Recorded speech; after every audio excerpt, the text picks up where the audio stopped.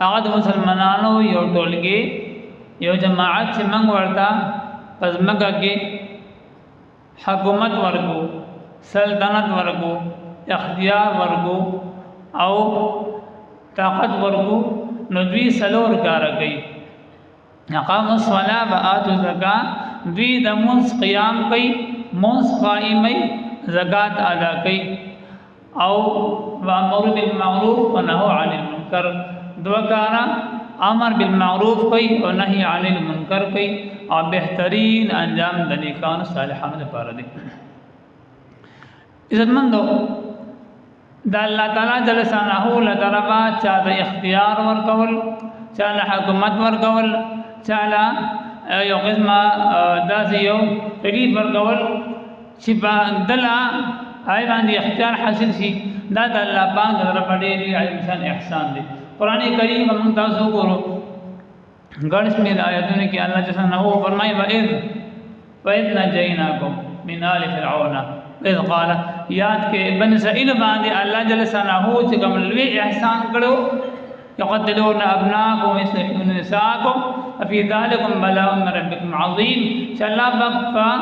مختلف آیاتونه کې فرمایلی چې اے بني اسرائیلو تاسو هغه یاد کې چې تاسو فرعون په غلامۍ کې گیر وي او هغه بس تاسو ځامن به قتلول او تاسو لونه به پرې خو دی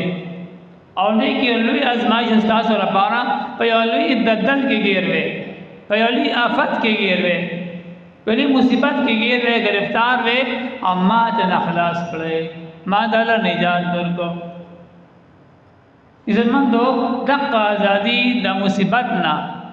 دقه ازادي د غلامین عظیم الشان د الله پاک احسان دی. نو څنګه بني اسرائیل ته الله جل شانه دا یو نعمت ذکر کړي چې ګورې تاسو خلقو دا خبر دین کې کی نه وي چې ګورې تاسو ما د فرعون نه خلاص کړی، ما د الله ازادي درکړې، عزت درکړې دي او اختیار درکړې دي او تاسو ما داغه جانشین ګرځولې، دا زما شکر ادا کې. نو ځمندو منګم د الله جل شانه شکریا ادا کو چې منګم الله جل شانه د خپل خورې د قرآن او د حدیث پر رڼا کې د خپل پاک وطن ملکان کړیو.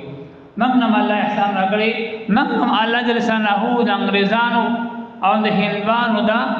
تسلط نه الله خلاص کړیو. اوس براشه دي خبره لته آیا من د خپل پاک وطن الله راکړي دي د دې رستو دا مسلمانانو د اهل علم اهل دین علماء سګردار دي څو قرباني شته کنه. اس خلک وای چې یو صاحب خو ولید بل صاحب تعبیر ورکو پاکستان وجود تراغه کنه څو قرباني شته. لیکن باندې خبرو کو شاید علماء کرامو د اهل دین طبقه د دې څو قرباني شته کنه د آزادۍ شاته سلوي داستان پروت دي کنه. ازي خبره ده چې بسار را پاسېدو امم آزاد عزتمندو همون د دې خبره د پوی د بارا لږ روستو تاریخ تلاړ شو د نن نه سلور سوا کال شاته سواد بشپار سواد صدېږي چې د دې ټیم پورې په بر صغیر هندستان باندې چې دا کابل پورې هغه د بنگال پورې دا ټول یو هندستانو په دې باندې زر کال مسلمانانو حکومت کړی. څونه زر کاله په دې باندې مسلمانانو حکومت کړی. خبیا زر کاله بس دغه سرسترګي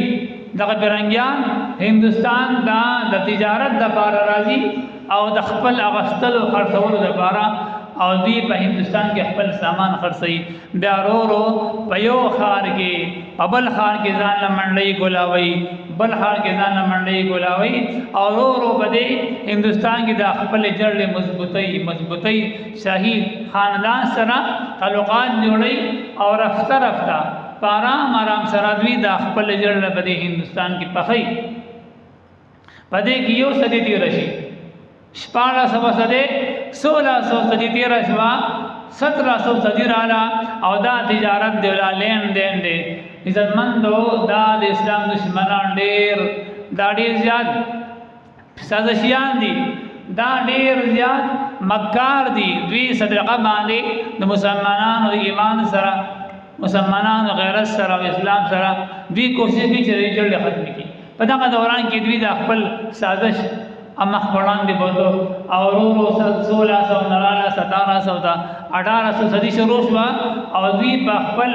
تجارتی لین دین کې خپل وسله راوړله هندستان کې د کم د دوی منډیانې وي کم د دې دکانونو کم مارکیټونو پای کې د سکیورټي په نوم باندې وسله دا شروع کړه ان د دې چې هندستان خپل منډیانې دا وسلې نړړه کې کړې بیا ورو سب د مسلمانانو بعضی نمک حرامه زمین پروشا لغوی په ملوث کېدو سره او سره خپل طاقت بنشي سره رو هغه ولګېدل او د هندستان باندې قبضه وکړه عزتمندو پدې کې د کمال او کرام سره کردار دی 1803 کې د شاه ولی الله رحمت الله علیه دغه لخت جګر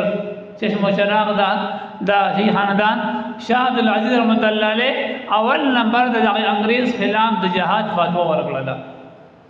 دا څه پته ده نه وا چې نن زمانه کې څوک پلان کې شي حرام دی پلان کې سړی کافر دی خبره ختم نه د انګريز د بردانی انګريز خلاف فتوا ورکول خپل ځان د پاسیګارد تر رسول مقابل خبره وا هغه دې پروان وکړه 1803 کې هغه د انګريز خلاف د جهاد فتوا ورکړه چې دا خلاف بغاوت کول فرض دي دا تسلط دته په رعایا کې باسي کېدل حرام دي او بیا صرف دبر کول نو د خپل خاندان نه د خپل کور نه دغه خپل